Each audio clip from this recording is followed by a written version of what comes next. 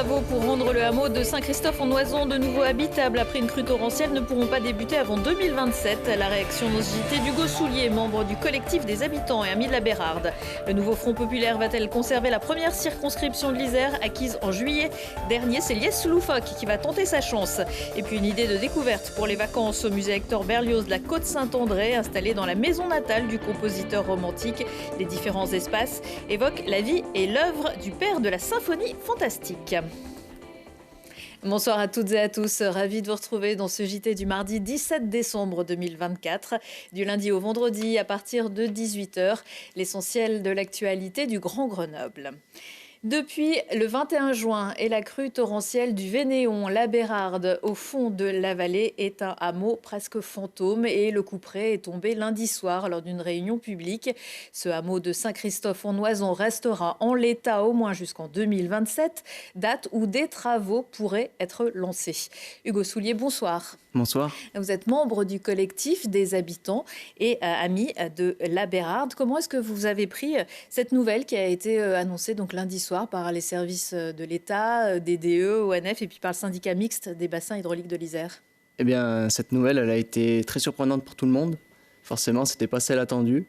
On attendait tous une nouvelle plutôt positive pour la reconstruction et la sécurisation du village de demain, qu'on imagine tous là-haut, que ce soit des gens qui ont des biens, des commerces ou tout autre alpiniste pratiquant cette vallée et ce village. C'est un haut lieu de l'alpinisme, il y a beaucoup de départs de grandes voies ou même de randonnées. Voilà, c'était très accessible au départ. Exactement, la Bérarde, c'est le mythe de l'alpinisme en Isère. On compare ça un peu au Chamonix qu'on connaît tous. Et voilà, du coup, on est tous très affectés par la nouvelle qui a été donnée hier soir. Alors, il est vrai que la crue a abîmé de façon très importante. On voit les images abîmer de façon très importante ce secteur. Donc, voilà, ça ne pouvait pas non plus se reconstruire en un claquement de doigts. Non, ça, bien sûr, on en est tous conscients. Et après avoir passé l'été et l'automne là-haut dans nos maisons, à déblayer avec amis et famille tout ce qu'on pouvait faire et mettre en sécurité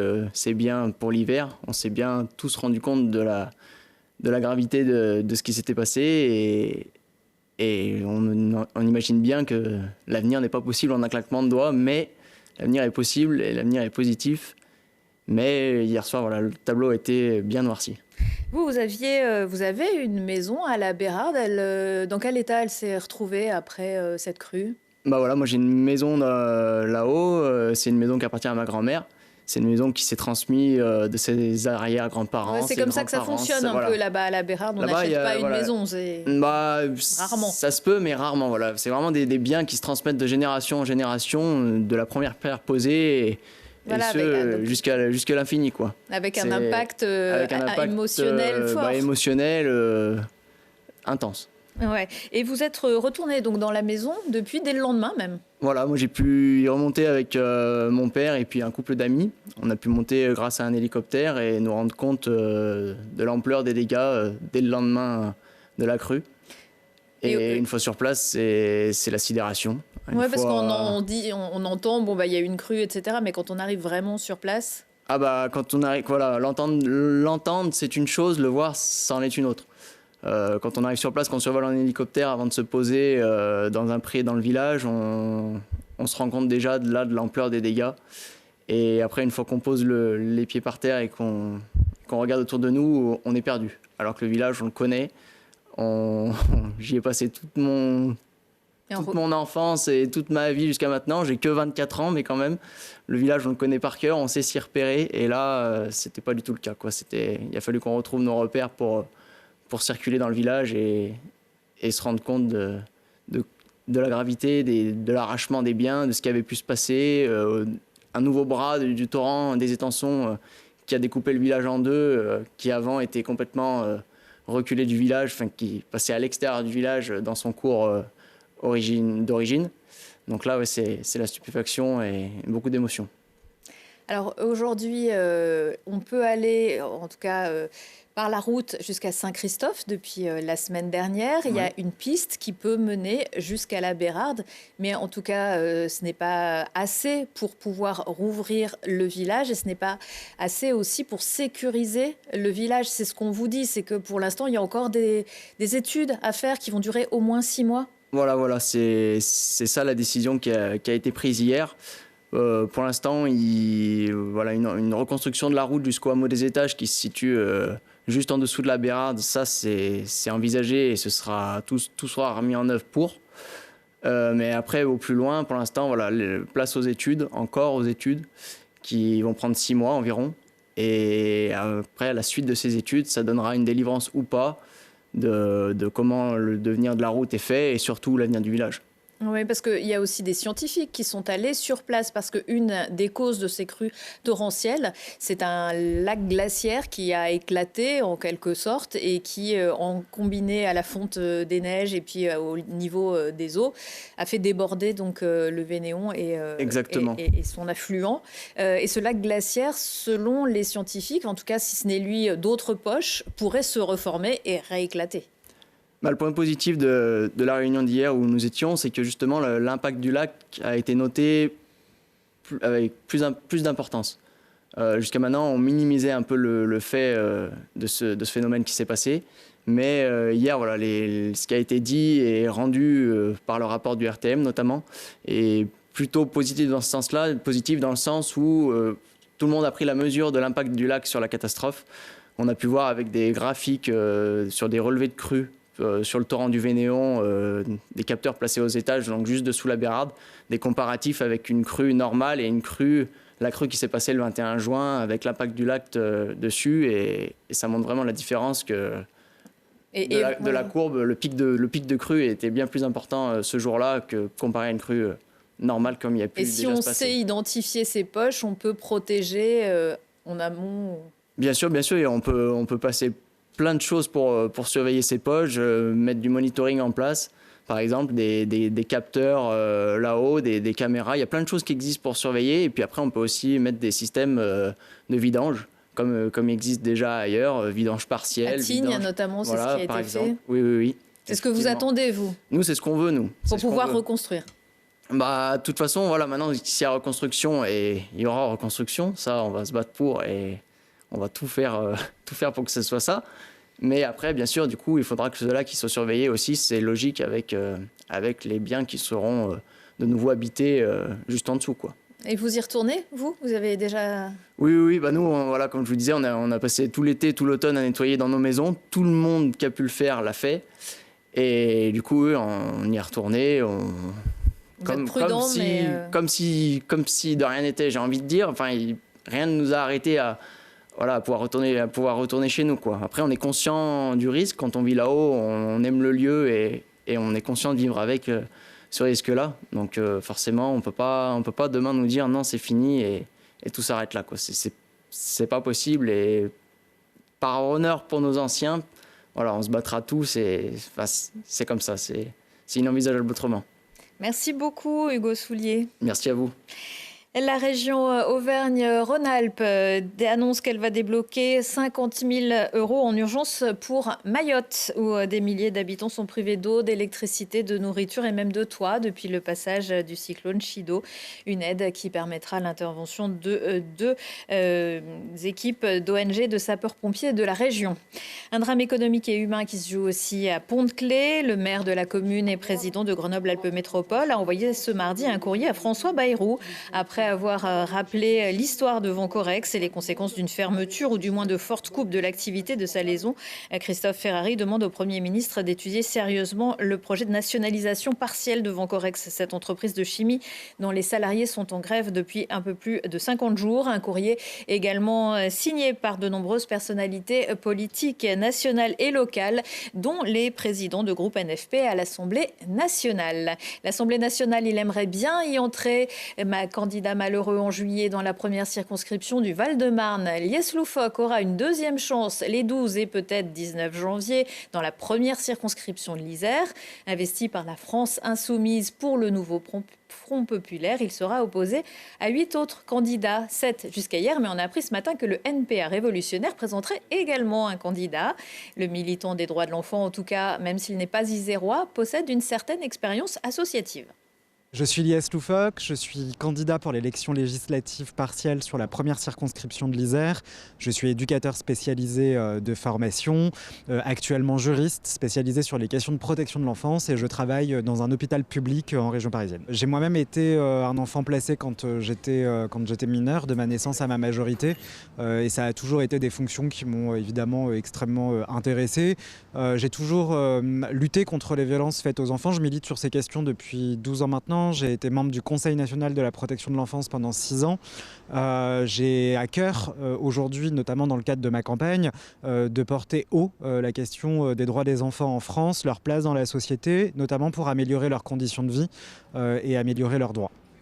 La santé, c'est un enjeu essentiel pour moi. Je suis confronté chaque jour à l'hôpital public à des drames humains, à une incapacité de notre service public à répondre convenablement aux personnes qui en ont besoin. Et je le vois déjà au quotidien. La dernière fois, c'était il y a un mois, on a remis à la rue une personne qui venait tout juste de se faire amputer. C'était une personne sans domicile fixe.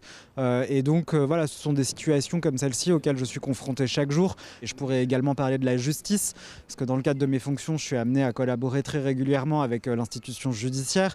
Je vois des juges, quel que soit d'ailleurs le domaine, que ce soit les juges des enfants ou les juges au pénal, au civil, qui sont débordés, qui ont beaucoup trop de situations par rapport à ce qu'ils sont capables aujourd'hui de prendre en charge. Et du coup, ça fait que le service public de la justice, aujourd'hui, est malheureusement dans un état catastrophique et lui-même est plus en mesure de remplir sa mission première avec des délais d'attente qui sont extrêmement longs.